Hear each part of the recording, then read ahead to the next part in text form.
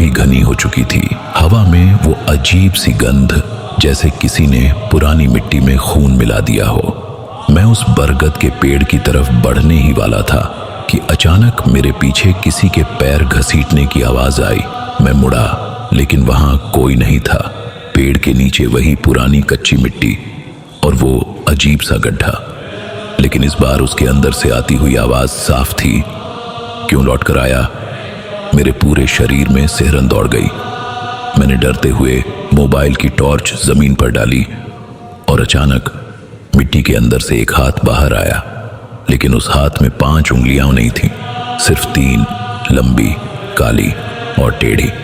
मेरी सांस रुक गई। वहीं पेड़ के पीछे से एक बूढ़ी औरत बाहर निकली, चेहरा झुर्रियों से भरा, लेकिन आंखें काली, बिल्कुल बिना पुतली की।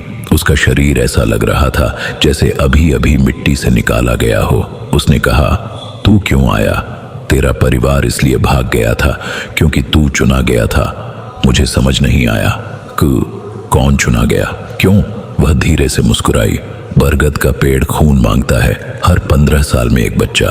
तेरे माँ बाप ने सच छुपा दिया और भाग गए, लेकिन कर्ज बाकी था। मैं घबराकर पीछे हटने लगा। पेड़ कांपने लगा, उसकी जड़ें जमीन से बाहर उभरने लगीं, जैसे कोई विशाल जंतु जाग रहा हो। अचानक मिट्टी के नीचे से और हाथ बाहर निकलने लगे, छोटे, पतले, बच्चों के। वह बूढ़ी औरत दहाड़ते हुए बोली, ये सब वही बच्चे हैं जो नहीं भाग सके। मेरे पैरों के नीचे जमीन धंसने लगी। मोबाइल हाथ से गिर गया। चारों तरफ सिर्फ आवाजें, हमारे साथ रहो, तुम भी आ जाओ, अकेले मत जाओ। मैंने पूरी ताकत लगाकर खुद को बाहर खींचा और भागने लगा, लेकिन पीछे से वो औरत दौड़ते हुए चीखने लगी, रुक जा, तू ही आखिरी है। पेड़ तुझे चुने बिना शांत नहीं होगा। गांव की पूरी गलियां अंधेरे में डूब गईं। एक एक घर के अंदर से आवाजें आने लगीं, लेकिन कोई इंसान नहीं था, सिर्फ फुसफुसाहटें। मैं सड़क की तरफ भाग रहा था जब मैंने देखा बाहर की सड़क गायब थी। पूरा गांव मानो किसी दूसरी दुनिया में बदल चुका था। अचानक पेड़ की एक जड़ मेरी टांग में लिपट गई और मुझे घसीटकर वापस की ओर खींचने लगी। मैं मिट्टी में गिर पड़ा, पर तभी वही पुरानी झोपड़ी के दरवाजे के पीछे एक हल्की रोशनी जली। मैं घिसटता हुआ वहां पहुंचा और दरवाजा धक्का देकर खोला। अंदर कोई था। कमरे की दीवारों पर बच्चों की हाथ की छापें, बीच में एक बूढ़ा आदमी, इतनी दुबली कमजोर शक्ल कि लगभग कंकाल जैसा। उसने कहा, अगर तू यहाँ आया है तो एक ही रास्ता बचा है, पेड़ को वो देना पड़ेगा जो ये चाहता है।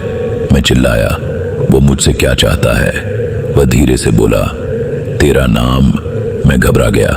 नाम? वह मेरे नाम का क्या करेगा? बूढ़ा आदमी कांपते हुए बोला, जिसका नाम पेड़ जान लेता है वो जिंदा नहीं रहता। इतना सुनते ही झोपड़ी की दीवारें हिलने लगीं। पेड़ की जड़ें दरवाजे को तोड़कर अंदर आने लगीं। वह बूढ़ा आदमी चीख कर बोला, नाम मत बोलना, चाहे कुछ भी हो जाए। पर तभी पीछे से वो औरत चीखी, नाम बता दे, नहीं तो सब खत्म हो जाएगा। जड़ें मेरे गर्दन तक पहुंच चुकी थीं। मैं डर के मारे कांप रहा था और तभी मेरा मोबाइल अचानक अपने आप ऑन हुआ। स्क्रीन पर एक ओल्ड वॉइस रिकॉर्डिंग चल पड़ी। मेरी माँ की आवाज, अगर कभी भी बरगद के पास जाना पड़े, अपना नाम मत बोलना, समझे आरव? बस सब खत्म। पेड़ ने मेरा नाम सुन लिया। जड़ें मेरे चारों तरफ लिपटने लगी। कमरा अंधेरा हो गया। मेरी सांसें रुकने लगी। पर आखिरी पल में उस बूढ़े आदमी ने एक तेज लोहे की कील उठाई और अपनी छाती पर मार दी। जैसे ही उसका खून जमीन पर गिरा, पेड़ दहाड़कर पीछे हट गया। वो आदमी जमीन पर गिरते हुए बोला, मेरी जगह तू जिंदा रह। सब कुछ अचानक शांत हो गया। औरत गायब, जड़ें गायब, आवाजें गायब। मैं बाहर भागा और देखा गांव पूरी तरह खाली था, मानो कभी था ही नहीं। मैं धीरे धीरे मुख्य सड़क तक पहुंचा। सड़क अब वापस वहीं थी, लेकिन मेरे फोन की स्क्रीन पर एक नोटिफिकेशन आया, एडेड टू कॉन्टैक्ट्स, आरव, बरगद का पेड़। मैंने मोबाइल गिरा दिया और तभी कानों में एक धीमी आवाज आई, तुम्हारा नाम अब हमारा है।